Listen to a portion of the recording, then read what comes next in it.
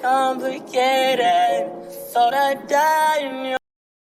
Okay, I feel like a lot of y'all are still coming down from the high of Valentine's Day, and I would like to complain in a public setting. So, that is what I'm going to do. Been about love and hate, now let me say I'm the biggest hater. Welcome back to another episode of For the Plot. I am Monty the Brat, Monty Mac, and, you know, the girl with 12,000 other names. And today, I would like to complain publicly. Why, you ask? Because all of my love interests are at least 1,000 miles away, and that is the most aggravating thing I could have possibly had to deal with in my life. Next to paying taxes, I don't see the point in that either, but that's a story for another day.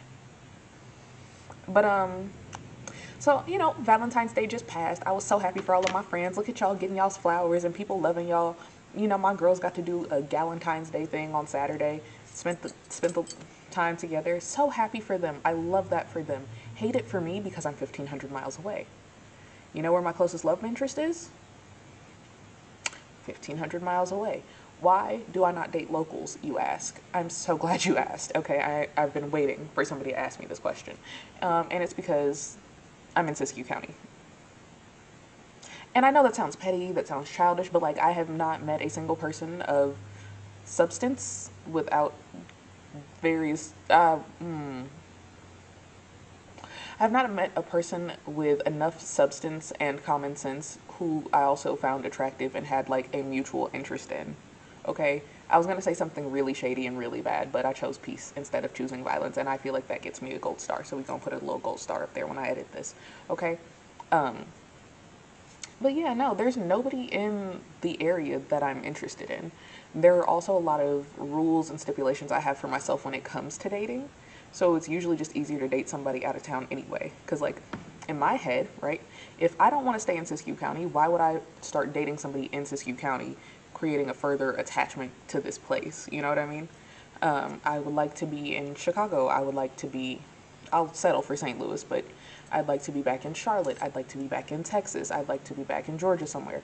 I'd like to be pretty much anywhere but where I'm at right now. And no tea, no shade, no pink lemonade. Nobody local is like, most of the locals aren't even open to the idea of traveling outside of Siskiyou County. Like, they don't want to go past Medford, which is Oregon, or like past Reading. And that's great for them, but I think as somebody who travels frequently and who aspires to not have a life in Siskiyou County anymore, I don't think I could be content or comfortable with that. You know what I mean? Like, I don't feel like that's me requiring a lot or asking for too much. I understand who I am. I understand what I want out of life. And so it makes sense that I don't want to be tethered to this place. Right? But yeah, it sucks. And it's like, I also don't see the point in dating somebody just to date somebody and be laid up wasting time. Like, if I'm dating you, I really have to be into you. And everybody's, oh, I'm dating for marriage. But like, literally. And I feel like almost bitter saying that because a lot of the girls I went to high school with are already married and, you know, whatever, doing the stuff that they're doing. And I'm happy for them. I don't want to sound like a hater because I'm genuinely happy for all of these people. Yet and still, I'm salty because what the hell am I doing wrong, right? Like, I'm attractive. I'm not stupid. I might have a little blonde moment here and there.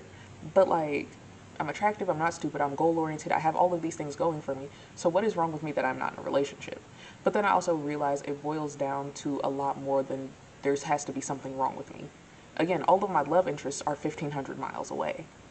And it'd be a lot easier if I could just up and leave. Unfortunately, life is full of nuance and nuisances that require more money than I'm able to shell out to go live somewhere else. And everybody's just like, oh, but leave. Oh, you can come stay with me or whatever. And it's like, it's not even that.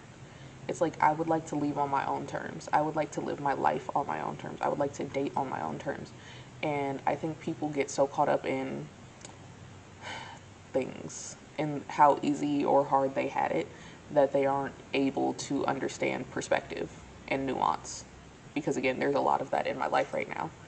And I'd also like to make it clear that I'm not talking about my child. My child is not the nuance or the nuisance in either sense. I have a kid because of decisions I made with her father. Point blank, period. That was me and Greg's business and nobody else's. And Sure, it would be great if Greg and I were in the same city or same state and could like actively co-parent. I could be like, here, you going to your daddy house. But since I can't, that is a choice that, again, I made and I have to eat that. And again, it's not even a bad thing because I rather enjoy when it's just me and Kalila. I do. But what I don't enjoy is people trying to act like, oh, well, you said you wanted to go socialize and, or, you know, you want adult interaction, but you can't have that because you're a parent. Because I could tell some stories and I could really clock a whole lot of people's tea, and I don't think they would like that. So I'd really appreciate it if they'd stop speaking on me. Anyway, that being said, I don't know. And it's like, and even when it comes to dating and like having a kid, I don't want to introduce my daughter to anybody. Like anybody. I introduced her to my ex, and that was a whole that was a whole thing. That was a whole saga, a whole segment, a whole era, if you will. But like, she was so young, I don't think she remembers him. So, and they only saw each other maybe twice. And one of the times was because it was before I got my license and he had to take us to urgent care because she was sick. So, I just don't want her to have like weird attachment issues to people and worry about people coming in and out of her life and whatever. So that makes me even more hesitant to date, which again, why dating people who are so far away feels safer. Sure, it's exasperating. Sure, it requires a lot of trust, but also a flight is a flight. Like, I'll hop on a plane like it's nothing. I really do not care. And I wholeheartedly believe if you wanted it to work, you would put in the effort to make it work. You know what I mean? I was dating this guy very briefly. It was really a waste of time. But I dated him and had fun doing so. But he lived quite literally on the other end of the country. And we started talking in June. We talked through July. My birthday is in August. By September, I was out to go see him. I did not care. Like, it's a flight. I also got a whole bunch of stuff I wanted out of the deal because I got to go see Nicki Minaj. So, it didn't work out for whatever reason. But, like, I don't know. It doesn't have to be hard. It doesn't have to be complicated. And I feel like if two people are really willing to put in that effort and the other person is worth the expense of your effort and your energy, you'll find a way to make it work. And like, I feel like part of me has like super unrealistic expectations on like love and life and relationships because like, no shade to anybody who was in my immediate vicinity when I was growing up, but I didn't see a lot of healthy relationships as a child. Like, I saw a lot of dysfunction. I saw a lot of what I didn't want. And if you knew me as a kid in my teenage years, whatever, I was always reading something and I was always dreaming up schemes to be not where I was. But like, I was always on Wattpad reading Wattpad stories of, and just different books. And like, I had these ideas and I'm going to call them delusions, but it's only delusional till it's true. But these just ideas and delusions of how life could work. Life could be a lot more simple. A life could be a lot easier if people were intentional with the things they thought, the things they said, the things they felt, and making their actions reflect what, you know. I think a lot of that also stems too from people saying so many things to me. I don't, you can tell me whatever you want to tell me. You can use whatever words you want. Words are great, but if your actions do not match your words, I can't trust you. And it's like, yeah, you like me, sure. What are you doing to show that you like me other than telling me, oh, I like you? If we're not talking, if you're not putting that energy in, you're not putting that time in, but I'm sitting here going out of my way to, you know, to plan, even if it's not much. Like, you know, you could do so much, and it's really just a consideration. I think one of the highest forms of love is consideration. How is this going to affect me? How is this going to affect the other party? How is this going to basically affect, you know, all things? Like, you got to cover all the bases. And I don't know. And I think, again, another like tidbit into my thought process is the farther away I am from you, you don't have the luxury of pulling up on me. You don't have the luxury of popping up and, oh, let's go smoke. Oh, let's go drink. Let's go to the bar. Let's go to the club, whatever. You have to be thoughtful. You have to be intentional. It requires strategy. It requires planning. It requires getting to know me and understanding me and my life and my routine and my habits and all of these bits and pieces.